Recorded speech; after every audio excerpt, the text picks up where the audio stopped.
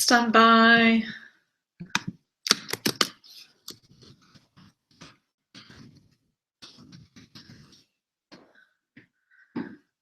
Can you see Nolene?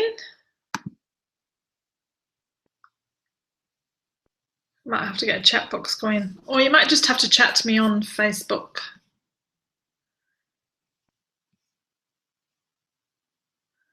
Are you in, both of you? Let me just go here.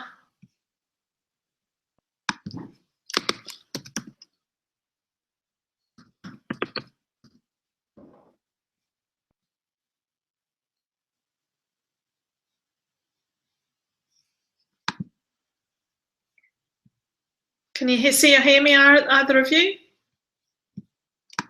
Hello, anybody there?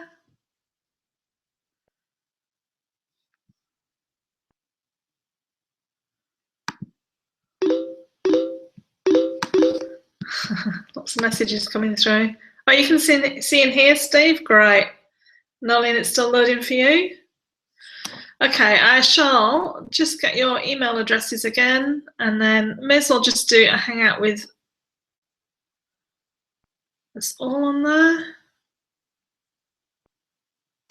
Right, let me just get yours, Steve.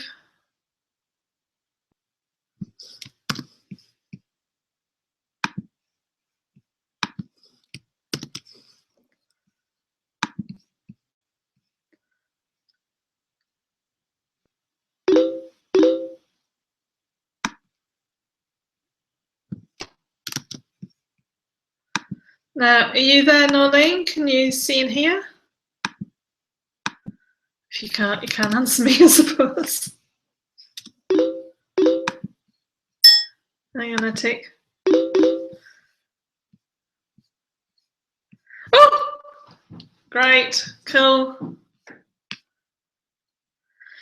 Clearly do, Liz. Right, well, maybe that link that I've just sent you, Nolene, maybe if you're coming through that, hopefully be able to see you as well.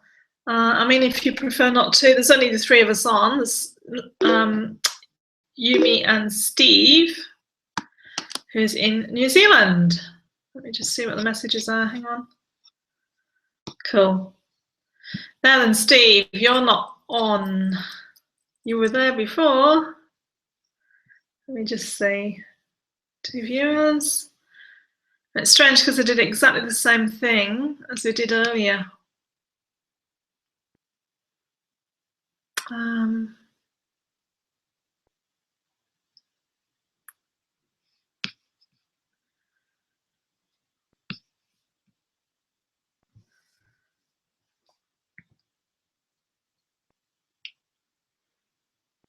Right. Let me just see what's. I'll just go over to the toolbox and see if we can get anything there. Share screen, cameraman, control room. Yeah, you're not showing up in the control room or anything. Hi, Nolene, it's good to see you again. I'm just trying to get both of you on so you can both communicate down here. I can hear you, but I can't see you. And it now says stand by. Oh no. I haven't done anything different. Do you want to maybe try refreshing your screen, Steve? But could you not? Okay, Nolene, no worries. I'm in my trucky bottoms. So you can't see, it says stand by. Why does it say that?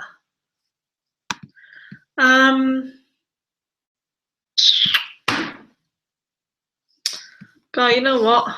This is ridiculous. Now I can see and hear. Oh, you can see. Oh, no, I can. Oh, sorry. Oh, you can. You can see and hear now. Okay.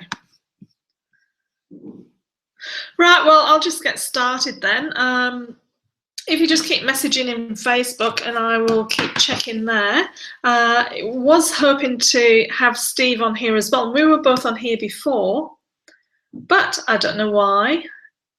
Steve, why you're not on here now? Anyway, we'll work through this because it's already 5 to 8 here. Okay, so I just want to introduce myself and the group. So thanks for coming along for tonight's webinar, or hangout I should say, on From Your Extraordinary You. So just to explain a little bit about why I set the group up, I just wanted to have a group of like-minded people who wanted to create a movement. Oh, hang on, keep checking. Oh, I'll use my phone, I think. No. All right, you can both see in here. Okay. Don't think there's anything else that came through there. All right, I'll just keep going on and keep looking at that in a little while. And so yeah, set up the group to build a movement, if you like, of like-minded people, of people who are looking to make a difference in the world, who know that they've got a message to get out into the world, and to share as many different ways of being able to do that as possible.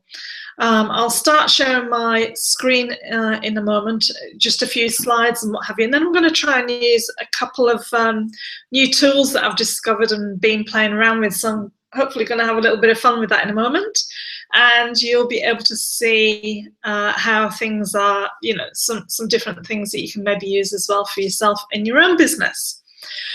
So a little bit about myself. By profession, I'm a teacher, and I have taught oh, hi Steve, there you are. Just a few slides and what have you, and then I'm going to try and use a couple have you got any, it's all delayed. Yeah, can you hear me? Yeah. I just closed the other one down, so that so it's not conflicting now. So Cool. So what I did, if you want to know what I did, was I went into Google, into the Hangouts, and I joined the Hangout. So that's how I got in from there. Yeah. Okay, excellent. Okay, I'll go back to what I was saying. Sorry. Oh, no, that's fine. It was just when I saw you pop up there. So yeah, I've taught everything, and just about every subject apart from languages. I suppose a little bit at a time. I've taught a little bit of German and Japanese just from a relieving point of view. Obviously couldn't do any of it, but I've taught just about everything that's out there. I was one of those teachers, oh, Christine will do it, you know. So my main subject areas were business studies, economics and accounting. And when I first came over before I came over to Australia, I was teaching in a juvenile detention centre after I had my daughter. I fell into that, and it worked in really well with having my daughter, because I rocked up to work at 8:30 and left at 3:30. No prep and marking. We had all the time to do it there, and worked one-on-one or one-on-two with some of the young people there. I won't say any more about them. And then when I came over to Australia, then I continued on doing the same sort of thing. And after we moved up to the Barossa Valley in South Australia, I left working in the juvenile detention system and went into the Lutheran, into the primary sector, and I was assistant principal at a local Lutheran school there. So I was teaching year 4, 5, and then 6, 7. So as well as being high school trained, I also taught in lower to middle school. Really enjoyed that for a short period of time, but then wanted to get back to high school students. Now, around the time that I went back to high school, I decided to leave teaching. And years ago, I used to, well, when I first left teacher training university and what have you, doing my teacher training, I went into, I just worked in the local hospital St James's Hospital in Leeds in the UK for a year, just to get away from education and what have you. And I didn't end up going straight back into education. I actually went into sales, and I did a lot of sales. I was a self-employed life insurance salesperson at the tender young age of 23.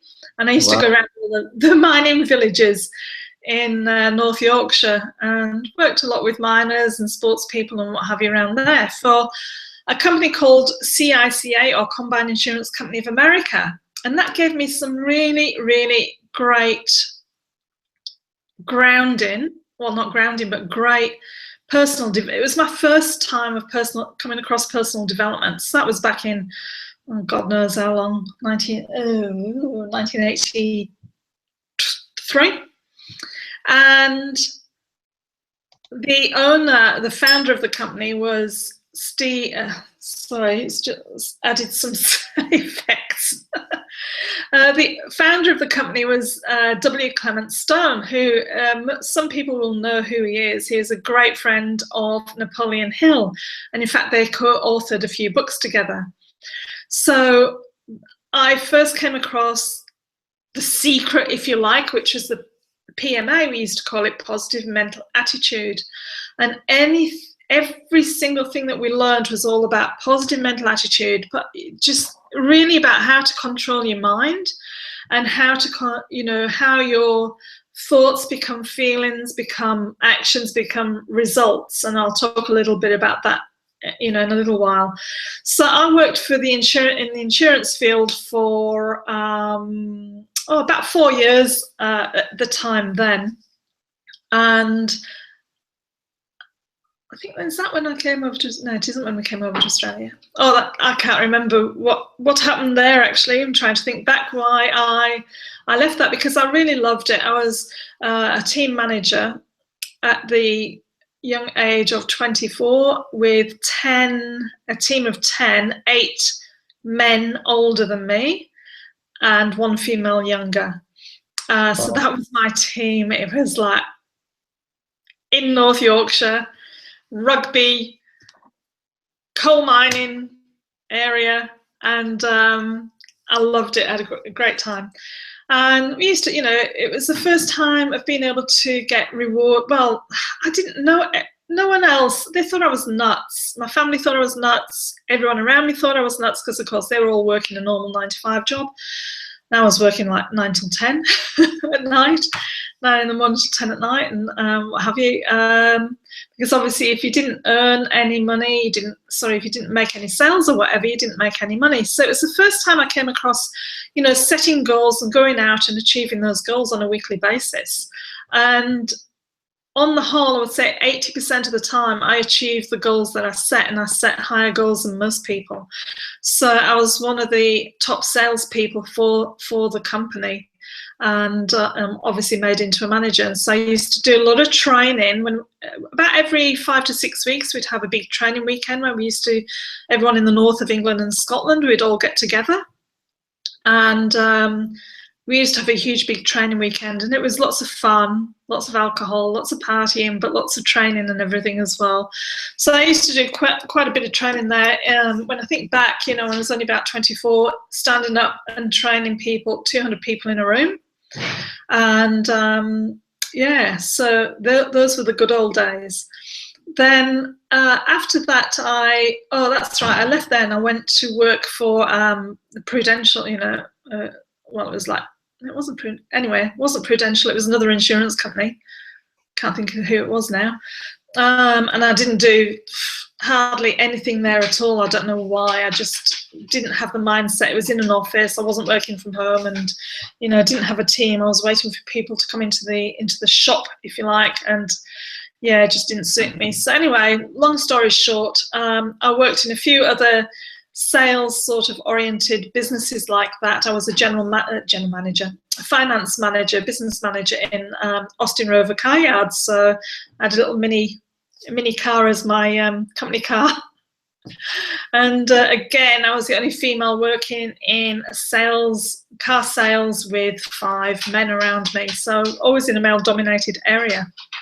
And yeah, just really, really enjoyed that as well. But then I went back in. Then I did go into teaching, and so I'll just have a drink.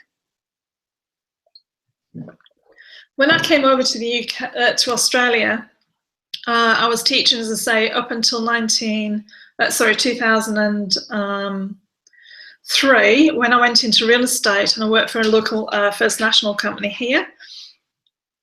Again, when I was working in that, and I don't know why I'm saying this, it's probably totally irrelevant, but I just love being back in the sales again and going out there and creating my own destiny, if you like, my own income.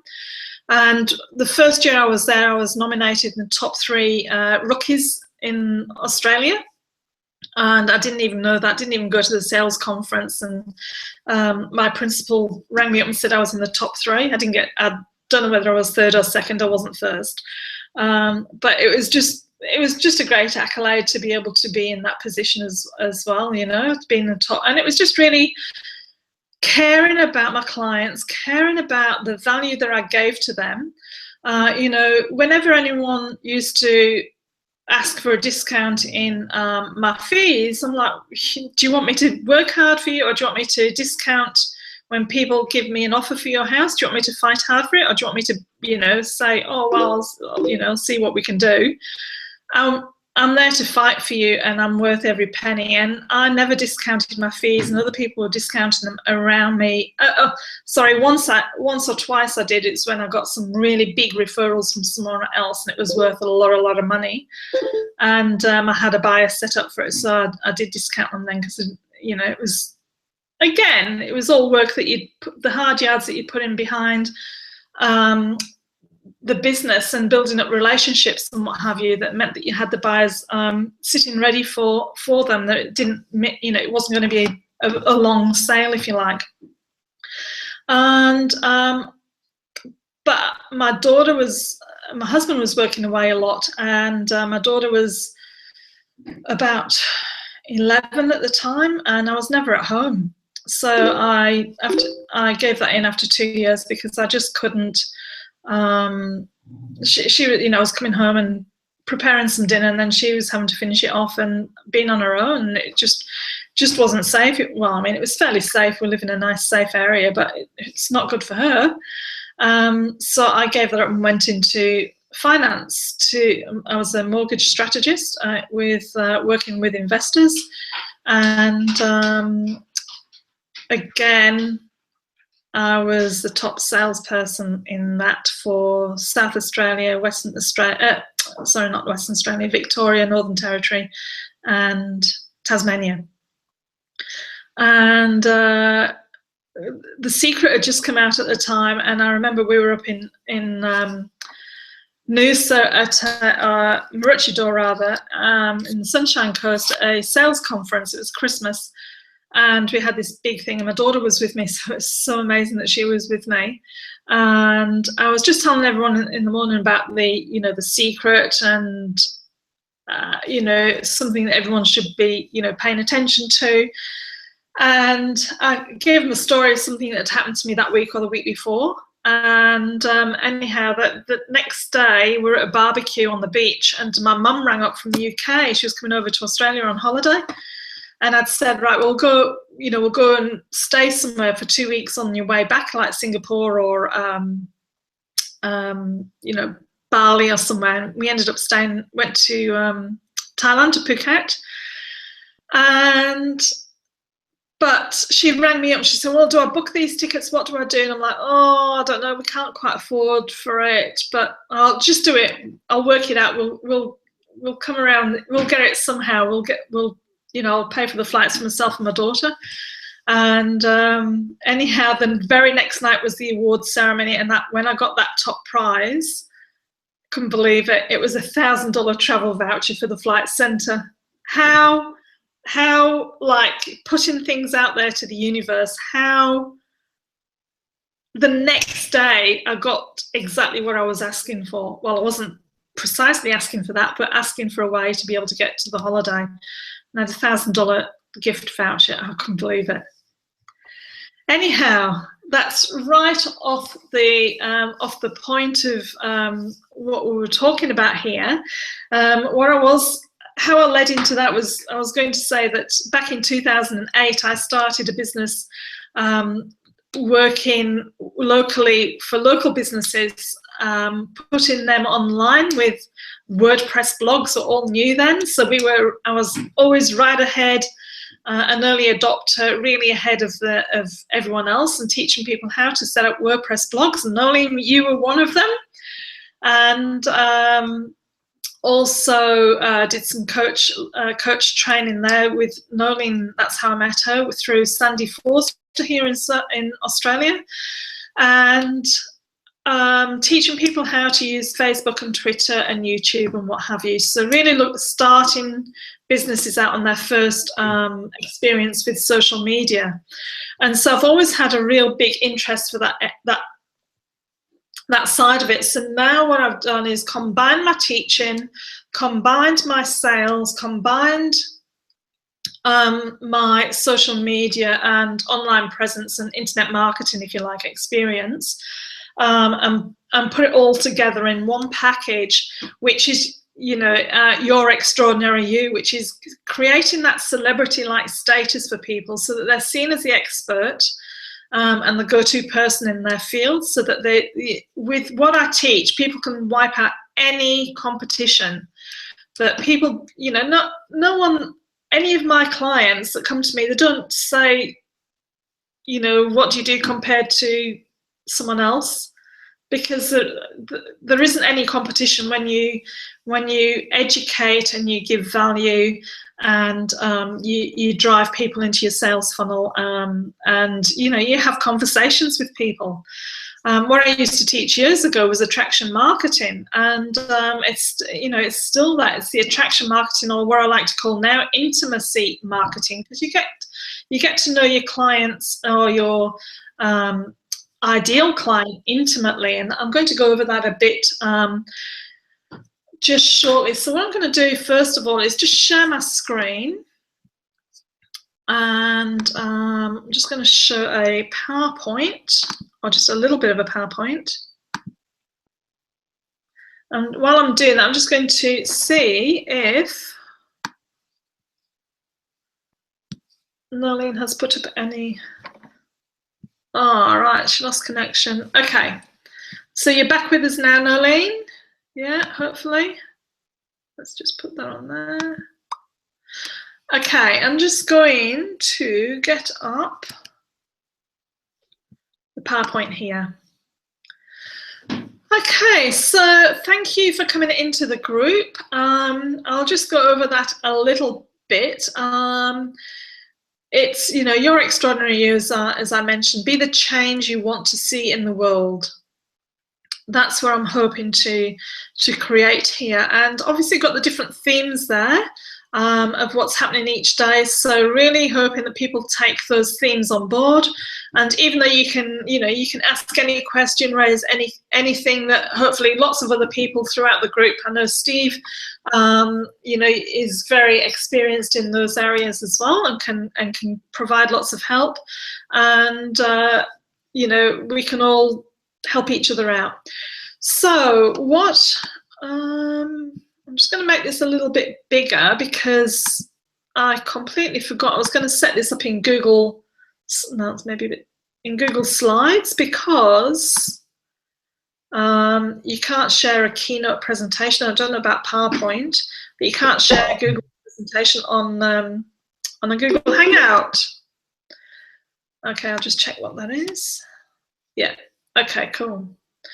Okay, so this is just a lovely little picture I made up, because I think this is what it really sums up what I'm teaching people to do, is to be that purple poppy, to stand out from the crowd, to be really noticed, and to be, as I say, to be the go-to person.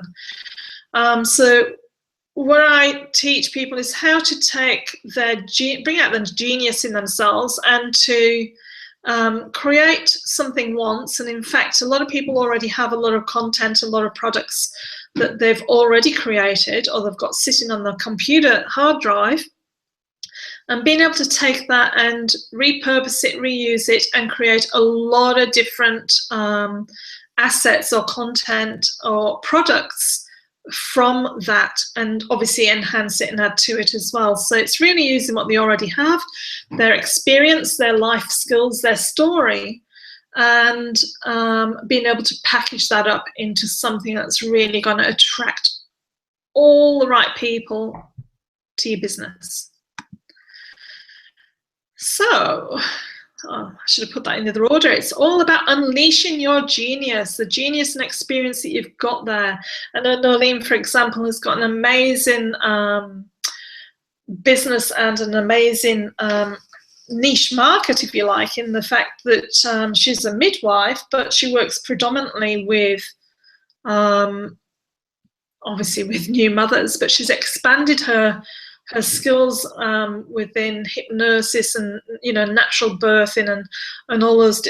Correct me if I'm not right, but you know, that's my understanding of what you do. I have someone else that I work with who's over in Vancouver, Vancouver Island, and she does hypnobirthing and everything as well. She has a magazine along with myself, and we meet up once a week and you know, brainstorm, and we're actually going to create a product together. So I'm excited about that, with someone else who does a lot of marketing in Queensland, in Brisbane. Okay, so this is one of the very first things that I learned back in the day when I was with Clement Stone's company. Whether you think you can or whether you think you can't, you're right. Henry Ford. That's one of my favorite quotes. Get it right. Okay, so before we start on the next part, I'd just like to, or actually before we go there, I'm just now going to use my new toy. So I'm really excited about this. Have either of you, has anyone here used, I'm just logging onto my iPad. Have you, I'm just going to go onto Reflector now. I think I just have to go onto AirPlay. Yeah, so you can see my iPad now. Can you see that? Yeah, I can see it. Yeah. Cool. I presume if you can see it, then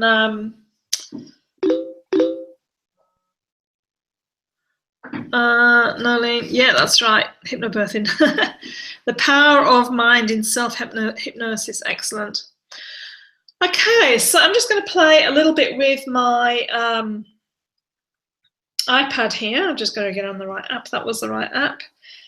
And I just love this new toy that I've found. Not found, someone showed me it, I should say. At a seminar I went to, not a seminar, like half-day session workshop I went to in Melbourne last week. Okay, so this is a program called Paper by 53, not a program, an app. Paper by 53, and then I've just downloaded Reflector. So Reflector is $15, it was, and that enables you to show whatever's on your phone or your iPad, for example, onto your computer screen. Okay, so I'm just going to start drawing and everything on here a little bit, and I'm just going to make sure I get the right tools, remember how to use it. All right, great. Thanks, Nolene. Okay, so I'm just going to draw these, and then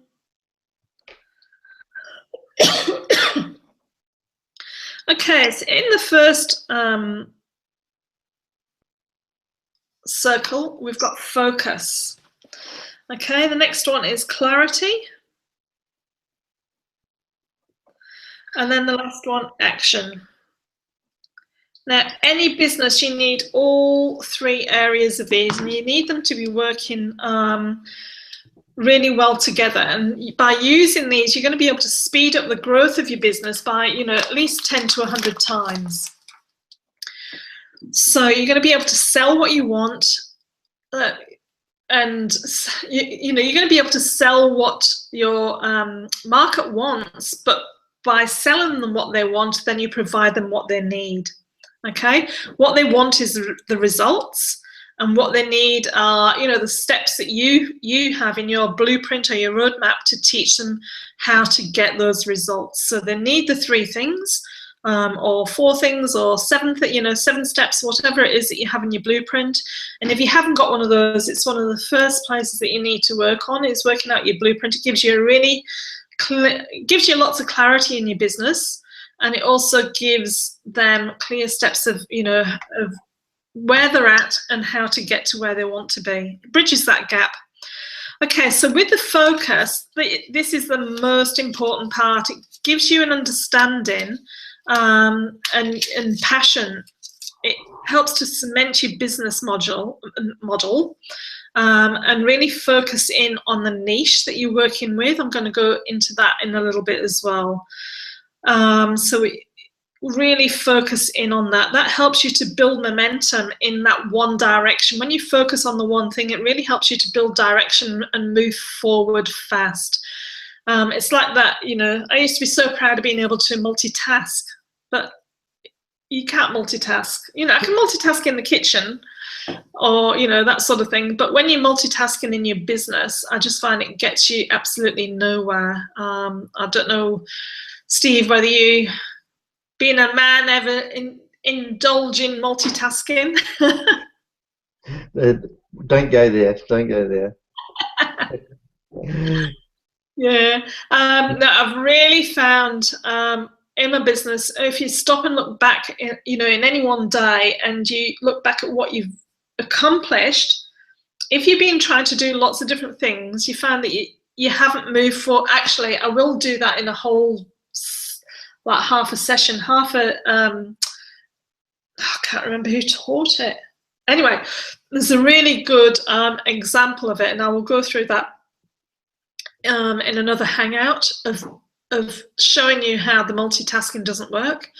And so I find by really focusing on the one thing at a time, but really the focus on your why, your passion, why you're doing this, what's the purpose of it, what's your end goal that you're aiming for. Doesn't matter what stumbling blocks or hurdles come up along the way, it helps you to keep going, and to keep going with, you know, with that drive and enthusiasm that carries you through. You have to have certainty. Okay, you've got to have that total self-belief, really strong commitment that, you know, it's going to see you through. That certainty and clarity really going to get you through to, sorry, I've written clarity there. Should be, I'm just going to cross that out. It's certainty. Oops. Little thing's not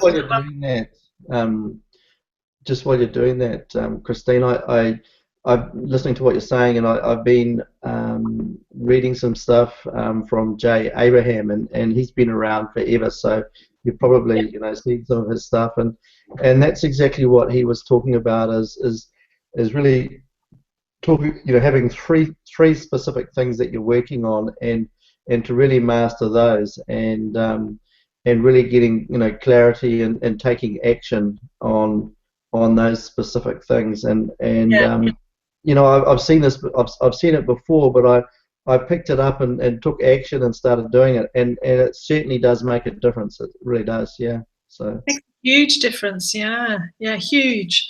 I know when I'm, you know, all over the place, you accomplish nothing.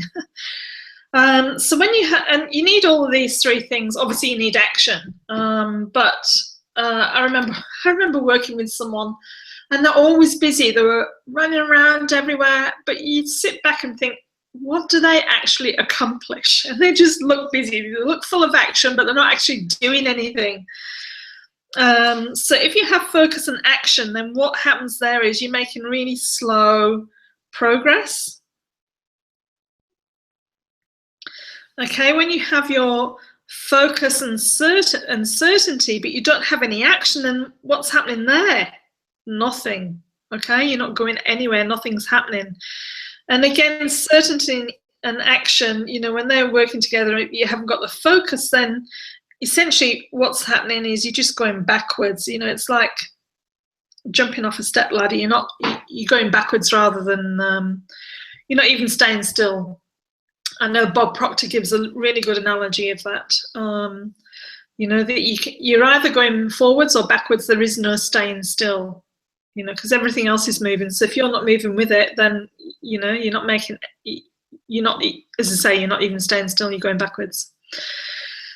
Okay, so the action, that can be, you know, your products or content. It could be, you know, a PR, you know, press release that you've put out, or it could be a book that you've written, or speaking, or you know, the fact that you're a thought leader in what you're doing, and working with JVs and leveraging your systems, anything like that.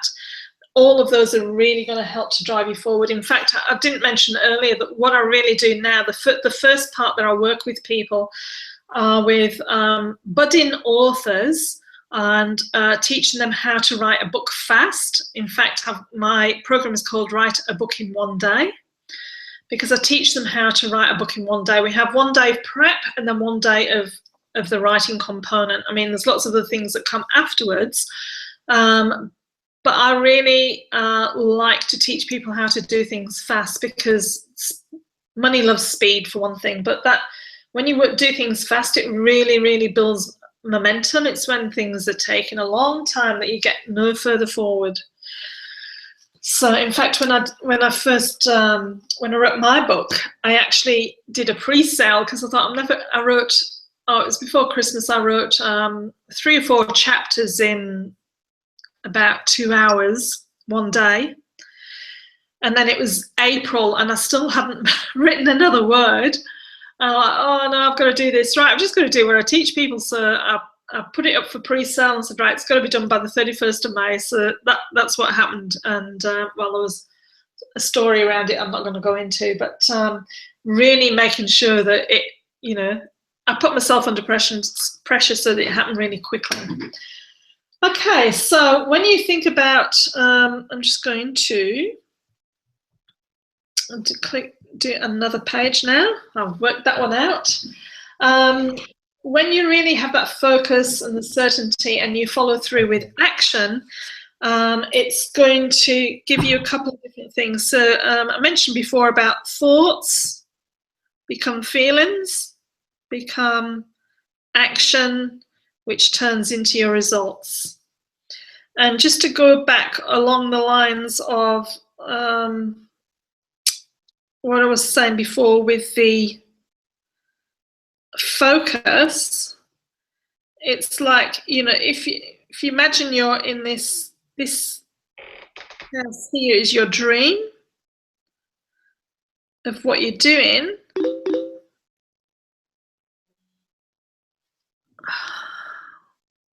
What's my book called, Nalene? It's called How to Publish Your Own Digital Magazine in 7 Days. And it was a #1 best-selling book. In fact, it still is in one of the categories. But there is a story. Ignore the reviews, because there was a whole mix-up with Amazon, not the reviews. What happened was, because it was pre-sale, I'll quickly tell you, and it's a really good thing for me to teach other people, because there was a mix-up with Amazon, and they were doing everything to correct it, or they were telling me they were. But then an email went missing and didn't go through. So when people actually downloaded the book, there was only the first 3 chapters that I'd put up there. So they'd got this book and it wasn't a full book. So there was all these negative, about 10 or 12, I think, negative reviews saying it's, you know, it's got nothing in there, it's not been edited, and I'm like, you got the wrong one. And Amazon promised me they would correct it all, but they haven't. So anyway, I'm over it. I've got some wonderful, you know, comments and reviews now. So anyhow, so going back to here, if you find yourself here focusing and working on this area here that's not your dream, then obviously it's going to take you longer to get into where your dream is. Oh, is there a real delay? All right, sorry. No worry. So all the time that you're focusing in this area is just keeping you away from what your dreams and what your goals are even longer. Okay, so then just going to, I love my pie. I'm going to use about 3 different lots of pie, Venn diagrams. Today, which one is the, I'm just working out which one's the pencil again. Okay, so whenever you're working with someone, I'm just going to go into that in a little bit, of how to find the right people for what you're working with.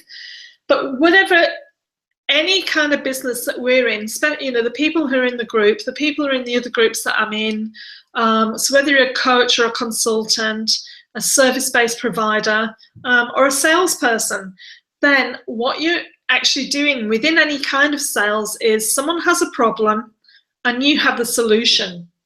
Okay, so over here we've got problem. Then so that's a not a happy face.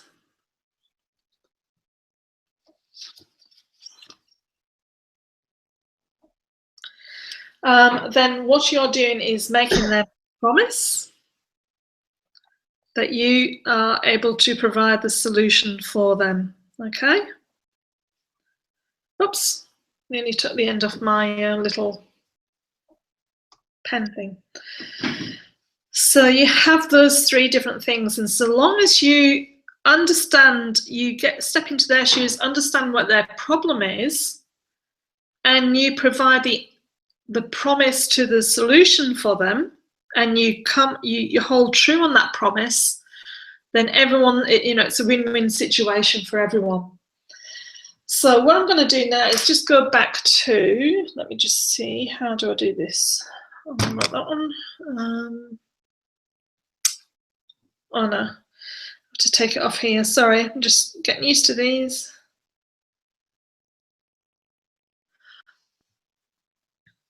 Okay, so I'm just going to go back to the slides over here now. Can you see the slides, Steve? Yep, you can see all of that. Yes, thank you. Oh, cool. I just know that when like Will and Andrew are on, for example, he had to keep going off, like go off the slide and come back on again, because you weren't able to see his slides. Yeah, no, that's working fine. Hey, that's a pretty cool little app that you've got there, the one that you're showing before. Oh, I had to go and get it straight away when I was there. Like, what's it called? Download. Yeah, it's cool. And I just went and bought a little, $5 stylus pen thing from the shop to use on the iPad. I wonder if they do it for Android as well. Yeah, it's Android as well, I'm pretty sure. Okay, anyway, carry on. I won't interrupt. And then share it on your screen because I also publish digital magazines. I don't know whether you know Ed Dale. You heard of Ed Dale? I've heard of him, yeah. Yeah, I'm a certified trainer for him for Magcast, doing digital magazines. So I wanted to be able to, stand up just with my phone or with my iPad and share that on the thing. But I went into the Apple Store and no one knew. No, don't know what lead I don't need. Don't know what this and that. And anyway, that's it. Done. Found it out last week. So what's your why? Whatever you're working on, and don't you just love that picture? I love to go. Actually, I flew over there. Have flown over there when my daughter was working in Hayman Island, and we went up there for a few days, and it was absolutely stunning. And that was before she moved down to Auckland. So, what's your why? That's the most important part of what we're doing, and it's really, that's the one thing that helps to keep you focused, to keep you on the right path of what you're hoping to achieve as well. Now, what I want to share with you is teaching you all the right way to do anything and everything that you do online. Well, not just online, anywhere. If you were to think of your absolute ideal client, who they are, and you say, right, I'm only going to market to those people, 97% of them, so not 97% of everyone who can buy your product or program or service, but your ideal clients, 97% of them are not actually looking for your product or your program or service. They're not waking up in the morning and think, oh, I must go and get myself a coach for, you know, whatever it might be. So people don't wake up thinking that. It's not something that's forefront in their mind. I'm just going to share this with you. Yeah, I don't really need to see the top part. So I'm just going to go over that. Did you know 97% of the ideal potential customers and clients are not looking for you, for your product or for your service? So if you look at that first part, actually it'd be quite good to do this in a pie graph. It would really show it really graphically then as well. Should do that pie chart.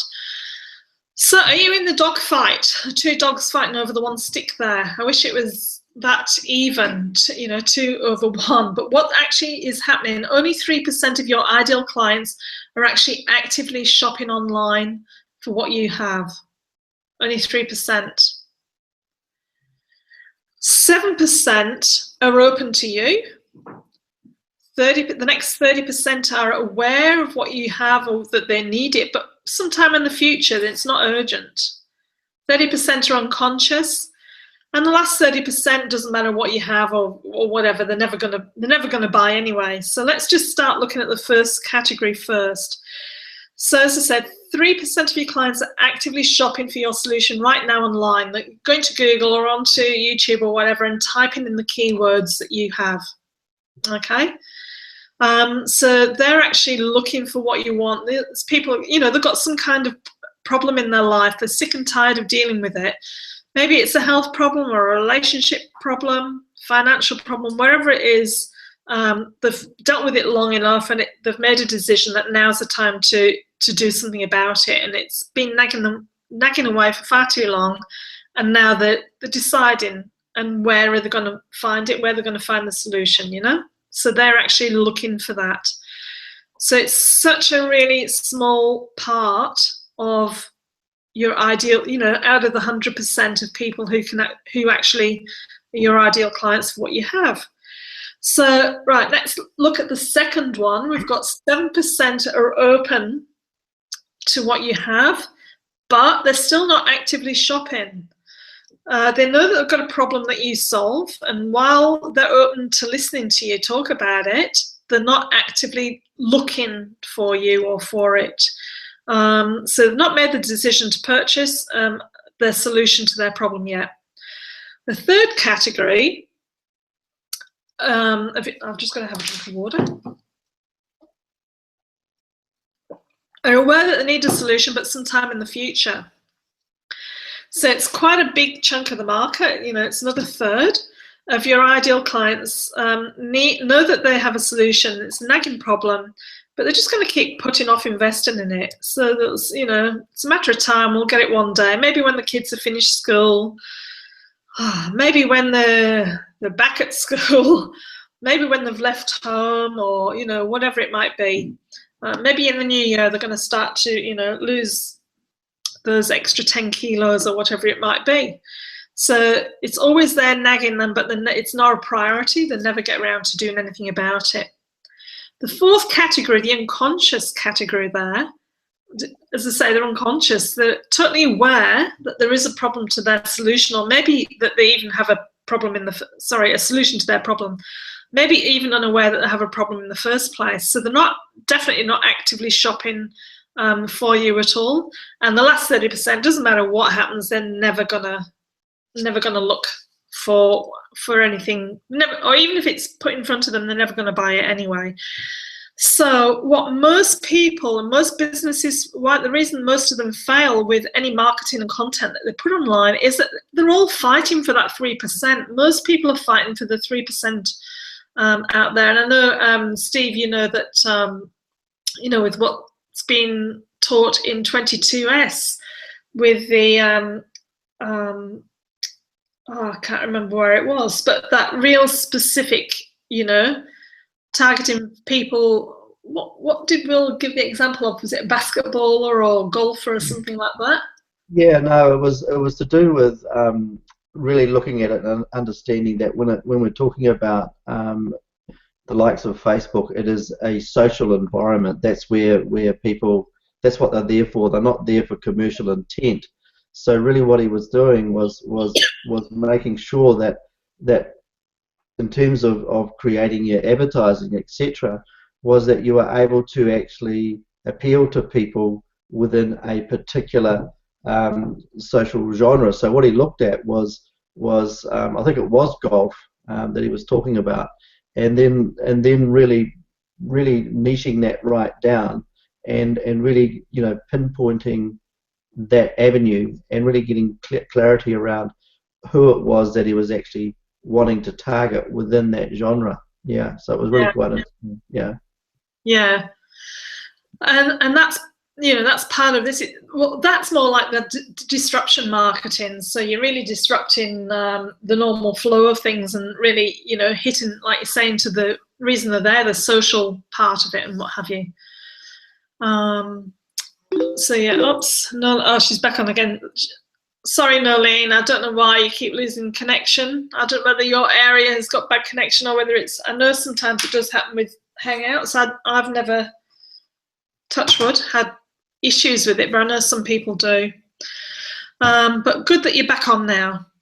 Okay, so what I teach people is how to go for this 67%. I'm not sure if you can see my mouse moving there, but the 30% of unconscious, 30% aware for the future, and the 7% that are open to you.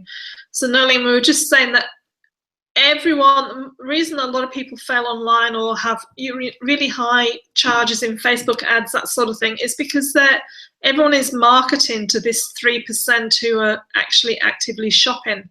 They're not looking at this 30% here you're never going to get, but so they're not looking at these here. So that's where I teach people. I'll go into it a little bit now, but I'm not, obviously don't have time to go into it in depth. So what we need to do is look for those of the 67%. It's all about that adding value, essentially, of educating them about it. And I can give lots of examples, but at another time. Okay, so these are what I call my 3 M's. Okay, so we've got message, market, and media. I've got a little spinning wheel happening. And it was really interesting when I drew these up and I was choosing the colours and what have you. And then when I did the colour chart, the red really went with message, the yellow with the market, and the blue with the media. Again, I'm not going to go into that now, but it just blew my mind how it really went together. And I was doing it because I really wanted the orange in there, which is my colours for Your Extraordinary You. Okay, so which of those 3 areas would you feel is the most important to start with? And I guess really I'm putting you on the spot, Steve, because you're the only person who can talk to me. Yeah,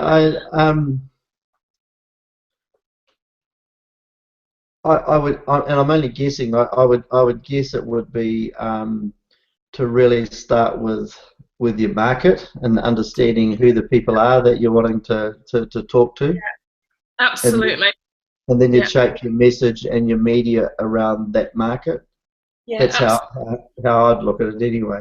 Yeah, no, that's absolutely correct. So really have to start off with your market. Oh no, she's lost us again. Oh well, we'll just carry on and hopefully it's recorded. Well, it will be recorded. Okay, so we have to start off with the market, okay? Because unless you really get a good understanding of your market, your message isn't going to mean anything, okay? So it doesn't matter what message you're trying to put out there. All you're doing without understanding the market is putting things from your point of view. You really need to step into their shoes, into your ideal client's shoes, and to do your messaging around that. So the first thing I'm going to do is look at the market. So as I say, we'll delve deeper into that at the moment, and then you can work on your message. And then last of all, you can work on your media, obviously, depending on whether you're putting your message out through a book, a magazine, a blog content, a podcast, Facebook post, whatever it might be. Newsletter. Okay, so just quickly, I'm not going to spend too much time on this, but it is super important. I have created a video on this, which I'll share with the group because I go into it into a bit more detail. So the most important part to start is your market. Now, there's 4 really popular markets. Let me just maybe share back with this. 4 really popular markets. Oops, let's get rid of that. So we've got your, oh, wrong pen. Okay, so we've got the market. And then we can go down niche. And then go down even smaller into, don't like these colors. Okay, super niche. Or Cinderella niche, I heard it called the other day. Okay, so for the market, there's 4 main areas that, not 4 main areas, but the 4 most popular areas are business and money. Invest in anything around there. Well, it'd be a good idea to get the pen. Okay, the next one is relationships.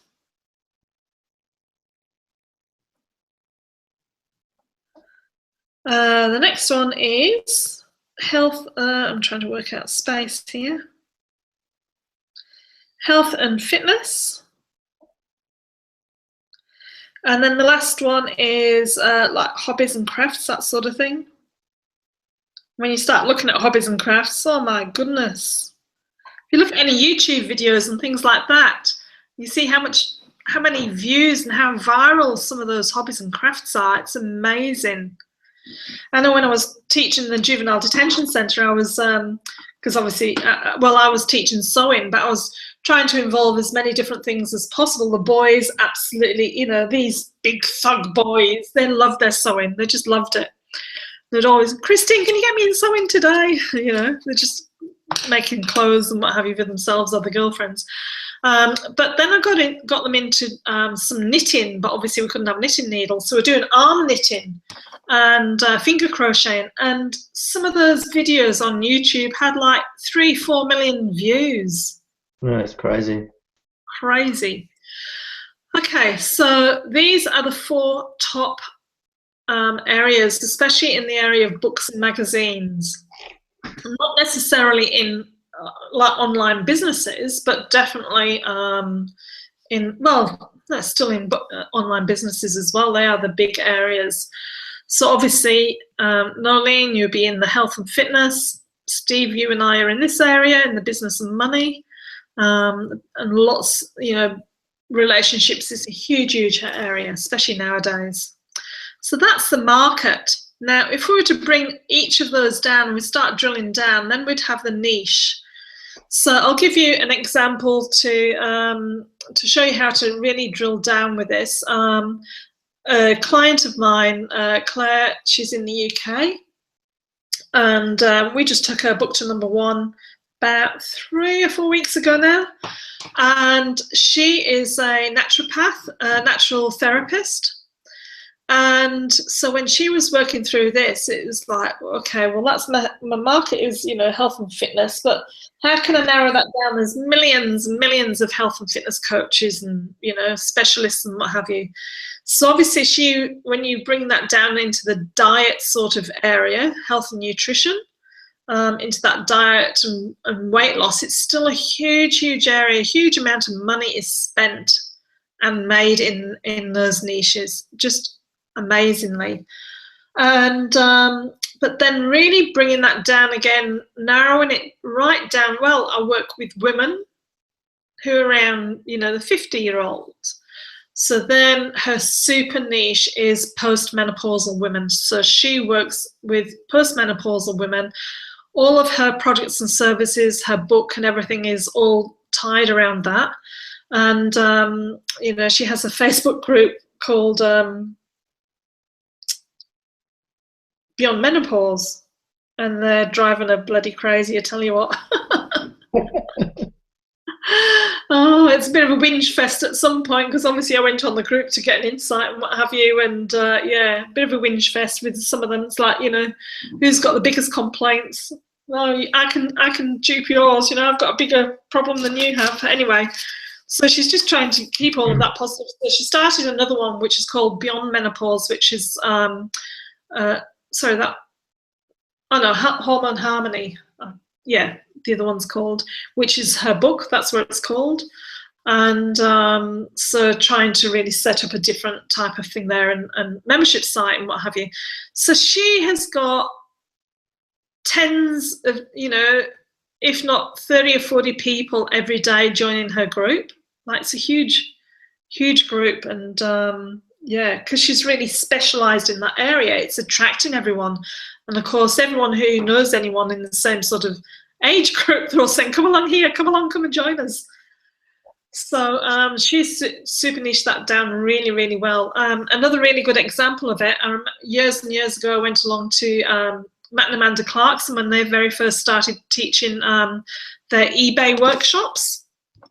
And they talked about, obviously, golf, the hobbies and crafts area. So, you know, pastimes, that's in there.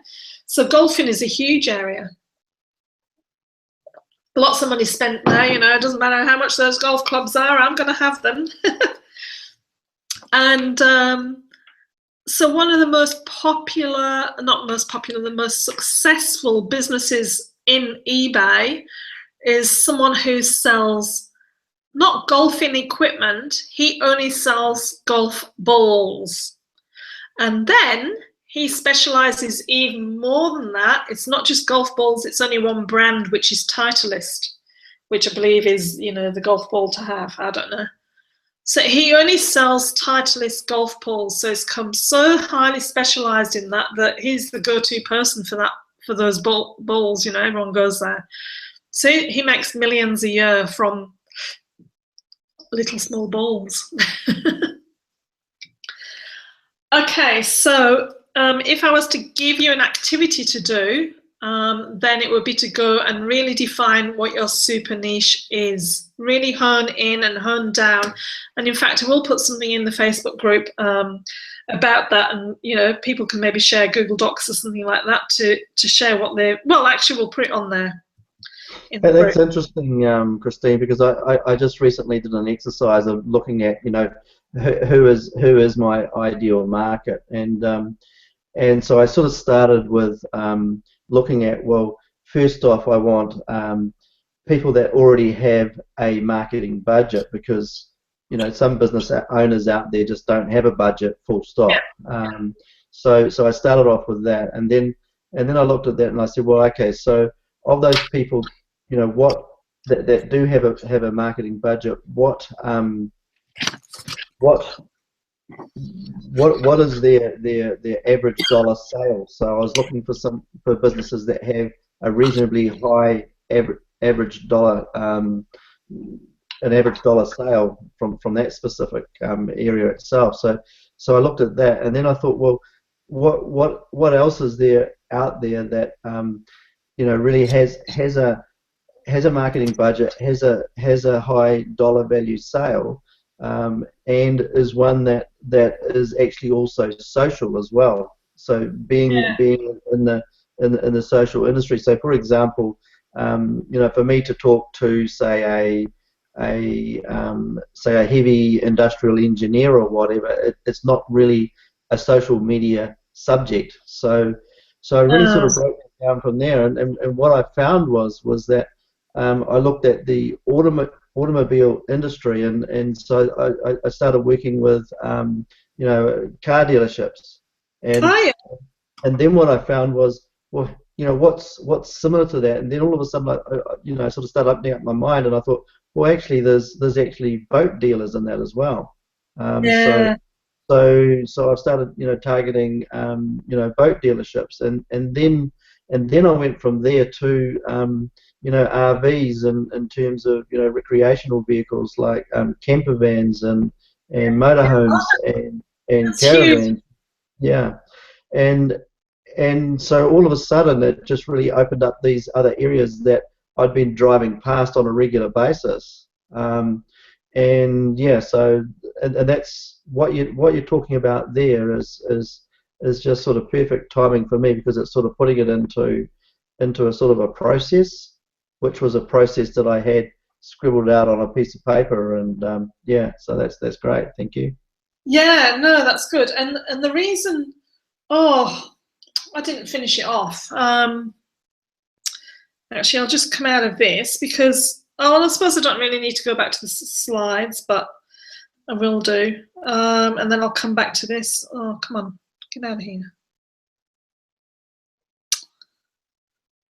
Swipe down to go to mix. No, I don't want to do that. Anyway, I'll just talk about it while I'm getting there. The really important thing is whenever sorry, I'm just trying to get back to my computer screen.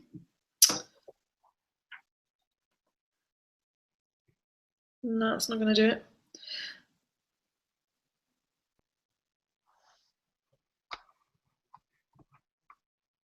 I'm trying to get the little thing here without the. Let's see if I can do it now. Anyway, I'll go through without it. The next couple of slides that I had was really what I get people to do after really niching down is then choosing their one ideal client. Who is your most ideal client that you can ever work? Well, I'll do it a bit with what I'm going to go through here. But it's really understanding what keeps them awake at night. What's their biggest headache? What is that biggest problem? And then marketing to that. Okay, and the reason you find that out is that you ask people. So if you're on Facebook groups or LinkedIn or wherever with, people who are your ideal clients, you ask them, if I could solve one problem for you right now, what would it be?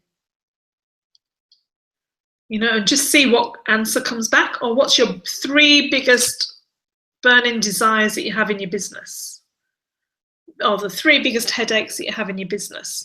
And then see the answers that come back. And if you just work with the top 5 answers, because generally in any business, like if you look at the business that we're in, most people want more leads, more sales, more conversions, and therefore more money, But then from all of that, they want more time and money freedom, So you can take your laptop, take your phone and your suitcase and just go traveling and work from anywhere in the world. So it all boils down to those things. And if you can market to them in a way and you put your messaging out about that, and you have it really addressed to them specifically, and I go into that in a lot of detail about really getting their egoic label. We work through some exercises on the avatar and getting really specific with that. And then from the avatar, really getting specific with the problems that they have, and then you educate them about it. Because as I showed you before with that 67%, it's all about education, because the people don't know that there's a solution to the problem. They don't know that, they may not know that they have the problem in the first place. And so you start honing all of your marketing and your content and everything around that. And then you market specifically to them so that they know that the advert says you are female, aged between 45 and 55, and you have ingrowing toenails, wherever it might be, Right. And here's the solution to your problem. Did you know that? Or avoid the 3 biggest mistakes, wherever it might be. And so with you, if you're looking at those specific areas, I just know, like friends of ours bought a camper. It's not a camper trailer, it's a camper van. It's like it's almost a caravan, but it's not. It's got the soft top. So is that a camper trailer? No. Camper van? Yeah, like a pop top type thing. Yeah, $40,000 worth. Anyway. Sure. Yeah, they bought that, And then their other friends across the road bought a second-hand. Theirs was new, but the friends across the road have to have one as too. They got one which was a second-hand one, and so of course then someone else got one. So they're, you know, not at the moment because it's winter, but they every other weekend they're going away, and it's good. They're creating this good lifestyle, but now then, you know, when we go out for a drink, then they're talking to this other person who's got a caravan. So now they're all meeting down at this beach or going up into the Flinders Ranges or going to here or there, or, you know, they're creating a huge social life out of it. So it's enormous. And once they've got that, they're starting to spend so much money on different equipment and, you know, and things. So it is a huge market. Yeah, that's interesting, because when you look at that, and you look at it from, you know, the people that are selling either those motorhomes or caravans, however you want to describe them. One of the things that I found that's really quite useful is to actually ask people, when I start working with people, is ask them, you know, 3 questions, and the first question is, what do you really sell? And when you think about it, you know, people that are selling caravans and motorhomes and those sorts of things, that, you know, on the face of it, they're actually selling, you know, camper vans and motorhomes, etc. But the reality is what they're actually selling is a lifestyle. It's a lifestyle and a dream, Yeah, and yeah, sure. Yeah, so I always sort of start with that first question. The second question is, you know, why do people, you know, need my product or my service? And the third question is, why should they buy it from me rather than somebody else? yeah. Or the one that I always tag in behind that third question is, you know, why should they buy from me rather than my opposition, including the option of doing nothing at all. Yeah. So. Yeah. No, definitely, and that, you know, that's what a lot of people sell, the features rather than the benefits. Yeah, for sure. Yeah. Okay, so once you've got your ideal client really super niche down, you've got your avatar, you've got your ideal client and what their biggest headaches are, then it's time to start looking at your business and how you want it to work. So if you just put this, like, you know, across on your page, and on that top right quadrant, it's who is your most motivated, your high-paying client, your ideal client, what's the characteristics of them? So that's like your avatar and what have you that we've just talked about, okay? And then over on the left-hand side, in the top quadrant, how much do you want to earn a year?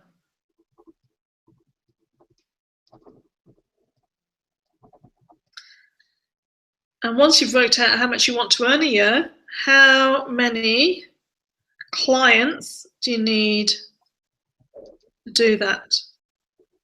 So in other words, let me just get a different colour pen. So in other words, if I put down, right, I want to earn $500,000 a year,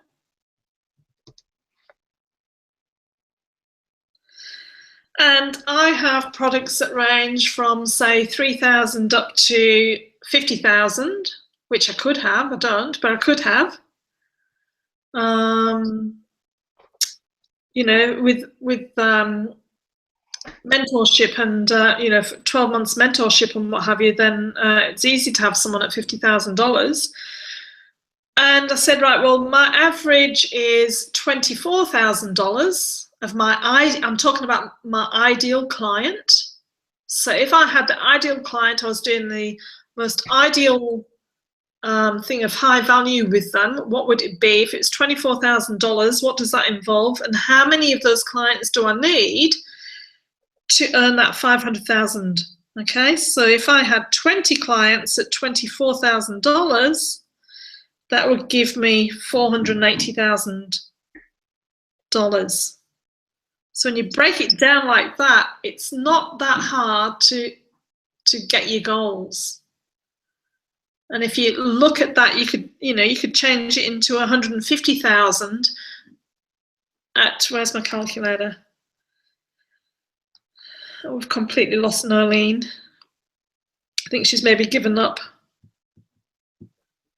If you had 150,000, say your average was, oh, let's just do 3,000 for simplicity.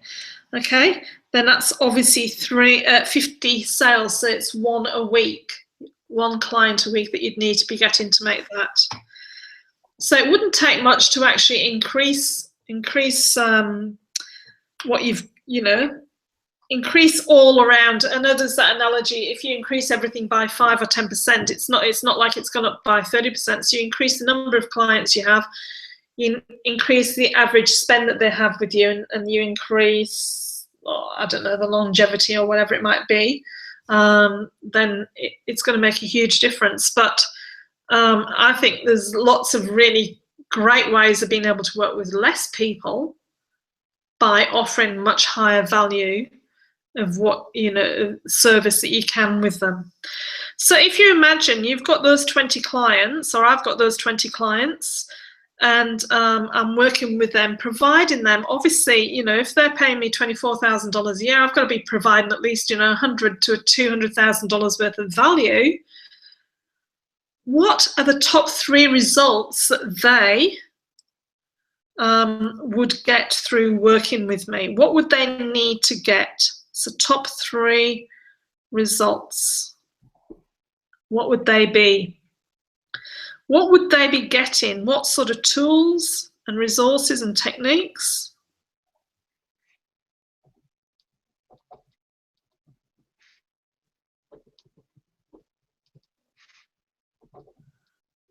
To get the results that they need.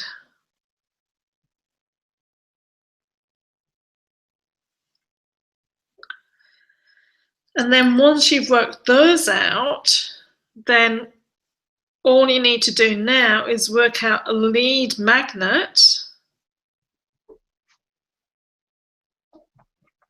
for each of those 3 results. Okay. Now, for the sake of people who are watching this later, if you're not sure what a lead magnet is, it's a way of getting someone onto your email list, if you like, or into your Facebook group, or, well, email list is better, even though people don't, well, I don't, certainly don't. I would probably open less than 5% of my emails. I just do block deletes because I get so many emails come in. I just start at the top and click, go right down to the bottom from yesterday and click, and then I scroll up and I unclick probably 5 to 6 of the 100 emails and delete the rest. But obviously, if you're providing something that's of high value and they really want what you're giving them, because you are giving such value, then they're going to open your emails. They're going to find out, they can't wait to get your email through to see what value you're giving to them to solve their problem. So lead magnet is something that you give them in exchange for their email address. Or if you're like Steve and I know Melody is going to be Melody? Yes, yeah. Yeah, she's going to be watching this tomorrow, hopefully, if it all pans out really well. We all use an app, and Steve's going to talk about this in a moment. We all use an app called 22S or 22 Social. It's fantastic, isn't it, Steve? Oh, it certainly is. It's really good. So I actually use that so for example, to get on to watch my webinars, I send people through my 22 Social app, and it acts like a landing page. Now, I am going to do some testing coming up. I'll do a traditional ad going to a normal landing page type thing, and the landing page is an opt-in page or a freemium page or lead magnet page. There's lots of different terminology that people use for it, but it's, get my free report, download this free PDF. People talk about white papers now. To me, a white paper just sounds boring. Just to me personally, it's like being back at school. It's something I've really got to delve in and work through, It sounds like hard work. Or what I would really enjoy myself personally is, click here to get access to my video series. And they teach you something, step 1 on video 1, step 2 on video 2, etc. and you can get lots of value out of those, and then probably, or to a webinar, for example, I do them to a webinar. So those are your lead magnets. You're giving something of good value, and you give away as much as you can for free, because if you're giving away really good value for free, then people are going to say, well, what on earth do they do for, you know, if they give all that for free, then it's going to be amazing what they give away, what they charge for, you know. So once you've got that's your lead magnet, something that you're giving away. So going back to those top 3 results, we want to say, right, what's maybe the first step they need to take to get those results, so you can create a lead magnet around that. Okay. So what sort of lead magnets do you have, Steve? I have a range of different ones that I use. I create videos, etc., like a short, sharp video that's sort of like 3 minutes long. That's really trying to entice people into it. But you know, in total honesty, you know, to be totally transparent about all of that, what I've really found is that getting people, getting business owners, I'm talking specifically about business owners here, I'm not talking about end users, in, say, like the likes of some of the health things that you're talking about, etc. But to get business owners to either open an email is just a real challenge at the moment. Yeah.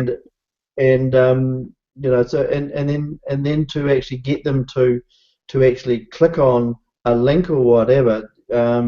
Once again, being totally transparent about it, the way that I'm getting business at the moment is actually resorting to some of the old tried and true things. So, but really a big part of it is getting business through referrals. So rather than hammering away trying to get new leads through cold calling and all that sort of carry on, it's by going down the referral track and really working that hard. And when you really start to open it up and start thinking about it, there is a lot of opportunities to actually get referrals from your existing clients. There's lots of different ways to really approach that, and I'm finding that is actually working really, really well for me. So it is my best way to get business, and it's the quickest way, and even to the extent I'm actually going to sort of wind back the clock a little bit, and I'm actually going to test actually sending, you know, dare I say it, somebody who works in the online world, but I'm going to test sending like either a postcard or or just a handwritten letter, believe it or not, to a business to try and break through that initial approach, because when you look at the type of work that I'm doing, when I start to look at the lifetime value of a client, it's if you get somebody that you're actually, you know, getting ongoing income, because I no longer now just sell you know, an initial setup, which is what I used to do going back when I first started. I would set up somebody's Facebook page, install the 22 social apps, I'd hand that all over. The guys would say, hey, wow, that's fantastic. They'd pay me the money. They'd say, you did everything that you said you'd do. And then I would go back and I'd have a look at that 3 weeks later, and they've done absolutely nothing with it. So what I looked at that, and I thought, well, I'm going to be on a hiding to nothing, because if they're not doing anything with it, they're not going to get any results from it. And if they're not getting any results from it, how am I going to go back to them and ask them for a referral? So I changed my model to not having. I used to charge sort of $2,000 to $3,000 to do a lot of this work, and sometimes more. And people happily paid for that because I delivered on what I said I would do. Yeah. So what I've done now is I've lowered my entry cost, and I've taken care of one of their biggest problems, and that was actually doing the actual job that needs to be done on a weekly or a monthly basis. Oh, that's good. So you're getting recurring income from it. Yes. Yeah. No, that's good. I went away from that model years ago, only because it's so much. I was spending so much time project management, and now I'm a really big picture person. That's what I do when I work with people and they're talking. I was at an event after I went to Melbourne week before last, on the way home, because I live like an hour and a quarter out of the city, there was an event that started. I landed at 6:10 and it started at 6:30. I thought, well, I'll go along to it. And talking to people there, and I'm just seeing all of these things, as they're talking, I'm going, all these things that they can be creating, and doing. And I'm talking to them, they have no idea. And then they go, oh, can I do that? Yeah. And, so that's where I really like, and getting away from the hands-on done for you. I've been doing a lot of done for you with the books, but really like to help people create them as well. So as well as taking them to number one, it's that creation. So, but definitely the referral part is, and this is where I was really successful. Why I was really successful, whether it would be in sales and insurance, or the real estate, or in the the finance market, is because I got so many referrals. Just right. like in real estate, I'd go back in on a Monday morning to our sales meeting after having opens at the weekend, and I would have booked 3 or 4 appraisals from the opens I had. Because people who are coming through looking at the open houses, they're looking at buying, so they're going to be selling their house, so they need to know how much it's worth. But I'm like, I'd set an appointment there and then, whereas other people just weren't doing it. I'm like, it's crazy to me. It's the first place that you need to go is people see you in action and they like what they see and they want to work with you. Right. Yeah. So anyway, just based on that, coming back now to a basic sales funnel, which is a lot of people don't, talking to people that don't know what a sales funnel is. Now, I know you do, Steve, but it's going back to really working out with what we just talked about before. Hang on, just get rid of that line. When you're working with people, if you've got a graph there with your X and Y axis, up the X axis you've got time, and you've got trust along the bottom, then going up and you've got the graph line there of where you go on here, with regards to time. And it doesn't mean you have to do things in this order, it can be skipped. So for example, when you give away the freebie, which is where they're swapping their email address for what you're giving them, then the trust is, down at this level. They're getting some trust. And obviously, as you start sending out emails and what have you to them, then there's going to be more know, like, and trust you. If you invite them onto a Facebook page or a Facebook group where there's interactivity, they get to know you even more, then obviously that trust is building up all the time. Then you can have some hooks. Now, Ryan Dice, Richard Dreyfuss for some reason I was going to say, he has his tripwire hook. Like you offer them something for $7 or $9, something around there, gets them in. Just gets them from that free to that paid, from being a free prospect or client, potential client or whatever, and it takes them into a different mindset because they've actually bought something from you now. Okay, even though it's low risk. So obviously handing over your email is fairly low risk to no risk. And then as we're going up these different things, the risk is getting higher, but the trust is also getting higher. So it might be, log into a video series, but because they're seeing lots of you on the video, then they're getting to know, like, and trust you even more. Might invite them along to an event or a workshop, that sort of thing. And then there's the bridge of where you're taking them from wherever they've been into that high-end relationship with you. Now, they could go straight from free. What color can I use for that? They could go straight from free up to here, or they could go from any of these places, or not at all. They might stay where they are, but each of these is that building in the trust. And it depends where they are. If it's someone like me who's a really early adopter, I'll get onto things really quickly. And you do as well if you're on 22S, how many people know about it, Yeah, exactly. So from that point of view, if you're a really early adopter, then you might get into these things a lot quicker. So it's all about where they are in the relationship and what sort of person they are, as far as, you know, how quickly they build up the trust, and what have you. So essentially, all anyone needs in their business is their sales funnel, which is their free, whatever it is. Give me your, you know, email. Oh, wrong way around. Email and name.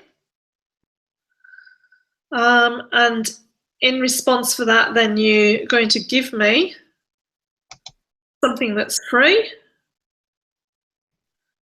And then from that, you're going to build them through your sales funnel. And that free might be, say, for example, if that freebie that I'm doing, for example, might be a webinar. So I'll just put a webinar there.